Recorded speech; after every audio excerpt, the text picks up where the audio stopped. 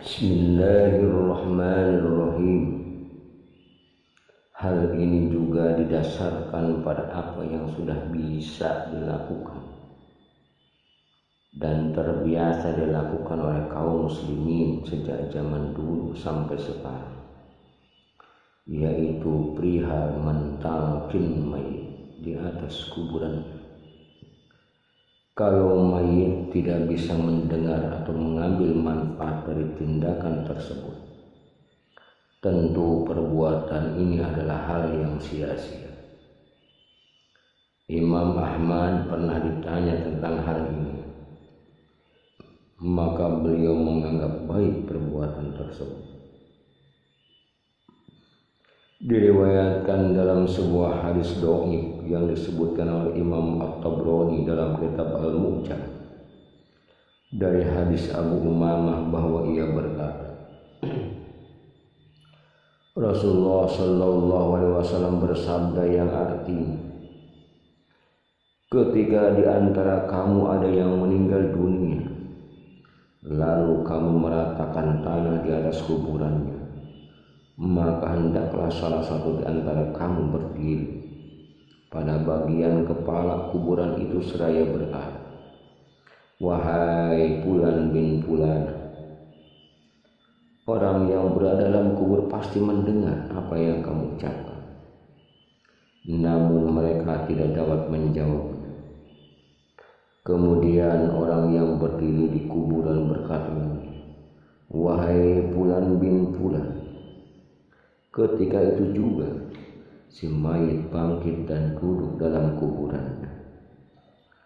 Orang yang berada di atas kuburan itu berucap lagi, wahai Fulan bin Fulan. Maka si mayit berucap, berilah kami petunjuk dan semoga Allah akan selalu memberi rahmat kepadamu.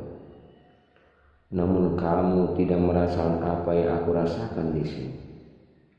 Karena itu, hendaklah orang yang berdiri di atas kubur itu berkata, ingatlah sewaktu engkau keluar ke alam dunia, kau telah bersaksi bahwa tidak ada Rabb selain Allah Subhanahu wa Ta'ala, dan Nabi Muhammad SAW adalah hamba serta Rasul Allah. Kamu juga telah bersaksi bahwa engkau akan selalu ridho menjadikan Allah sebagai Rabb, Islam sebagai agama, Muhammad SAW sebagai Nabi, dan Al-Quran sebagai imam penuntun jalan. Setelah dibacakan talqin ini, malaikat Munkar dan Nakir saling berpegangan tangan sambil berkata, marilah kita kembali. Apa gunanya kita duduk untuk bertanya di muka orang yang dibacakan talqin? Karena Allah dan Rasulnya menjadi pembelaan ketika menghadapi Munkar dan Nakir. Abu Umamah kemudian berkata, setelah itu ada seorang laki-laki bertanya kepada Rasulullah Sallallahu Alaihi Wasallam, wahai Rasul, bagaimana kalau kita tidak mengenal ibu? Rasulullah menjawab, kalau seperti itu dinisbatkan saja kepada ibu Hawa, yaitu dengan wahai Fulan bin Hawa. Meskipun hadis ini belum bisa dipastikan kesahihan, tetapi berhubung diamalkan oleh manusia dari bangsa-masa, dari berbagai masa dan negeri tanpa ada pengingkar terhadap pada masa itu, maka hal ini sudah cukup untuk bisa diamalkan. Begitu juga Allah Subhanahu wa Ta'ala tidak mungkin membiarkan suatu kebiasaan yang munkar tanpa ada pengingkaran dari umat. Padahal umat Islam mencakup seluruh penjuru bumi. Mereka juga umat yang paling cerdas akal dan paling dalam pengetahuan. Mana mungkin mereka dikatakan berbicara kepada sesuatu yang tidak bisa mendengar dan tidak berakal tanpa ada pengingkaran terhadap perbuatan tersebut. Bahkan hal ini dicontohkan oleh orang-orang terdahulu untuk generasi berikutnya. Dan generasi berikutnya mencontoh perkara ini dari orang-orang terdahulu. Andai kata pihak yang bijak berbicara tidak bisa mendengar, maka hal ini sama saja berbicara kepada tanah, pohon, bebatuan, atau benda-benda yang memang tidak bisa mendengar. Andai kata hal ini buruk dan diajarkan oleh salah satu umat Islam, sudah tentu ulama seluruhnya tanpa kecuali akan mengingkari perbuatan ini dengan mengecam. Imam Abu Daud meriwayatkan sebuah hadis di dalam Sunan dengan sanad yang baik bahwa Nabi Sallallahu Alaihi Wasallam menghadiri pemakaman seseorang. Setelah ia dikubur, kemudian Nabi Sallallahu Alaihi Wasallam bersabda, "Salau li akhikum tasbita fa innahu al-ana yus'al." Mohonkanlah ketabahan kepada saudara, karena sekarang ia sedang ditanya. Dalam hadis ini Nabi SAW memberitahu bahwa mayat ketika itu sedang ditanya malaikat. Maka kalau ia sedang ditanya, tentu ia bisa mendengar talqin. Selain itu diriwayatkan secara sahih dari Nabi SAW, annal mayyita yasma'u Qur'an li alihim idza wallau munsharifin. Sesungguhnya mayit bisa mendengar suara sandal orang-orang yang mengiringinya ketika mereka kembali dari kuburan. Abdul Haq juga meriwayatkan dari sebagian orang soleh bahwa ia berkata, saudara saya meninggal dunia, lalu saya melihatnya dalam mimpi. Kemudian saya bertanya padanya, wahai saudara, bagaimana keadaanmu ketika saya meletakkanmu di kuburan? Ia menjawab, ketika itu datang seseorang membawa api yang berkobar. Andai kata tidak ada orang yang berdoa untukku, tentu saya sudah binasa. Sabib bin Saibah berkata, ibuku berwasiat kepadaku ketika ia hendak meninggal dunia, wahai anakku, ketika nanti kamu usai menguburkanku, maka berdirilah di atas kubur lalu katakan, wahai Ummu Sabib, katakan la ilaha illallah. Maka ketika saya usai menguburkannya, lalu saya berkata, wahai Ummu Sabib, katakanlah la ilaha illallah. Kemudian saya pulang hingga ketika malam tiba, saya melihat ibu dalam mimpi. Lalu ia berkata, wahai anakku, hampir saja saya binasa andai kamu tidak segera berseru la ilaha illallah. Sungguh kamu telah melaksanakan wasiatku dengan sebenar-benarnya. Ibnu Abi Ad-Dunya meriwayatkan dari Tamadir bin Ishal, istri Ayyub bin Uyainah, bahwa ia berkata, saya melihat Sufyan bin Uyainah dalam mimpi berkata, semoga Allah membalas kebaikan kepada saudaraku Ayyub karena banyak mengunjungiku. Begitu juga hari ini dia mengunjungiku lagi. Mendengar itu Ayyub berkata, benar hari ini saya menziarahi kuburannya.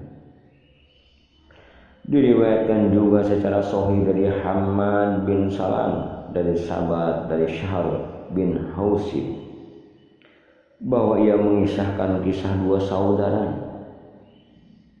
As-Saham bin Dusam dan Auf bin Malik.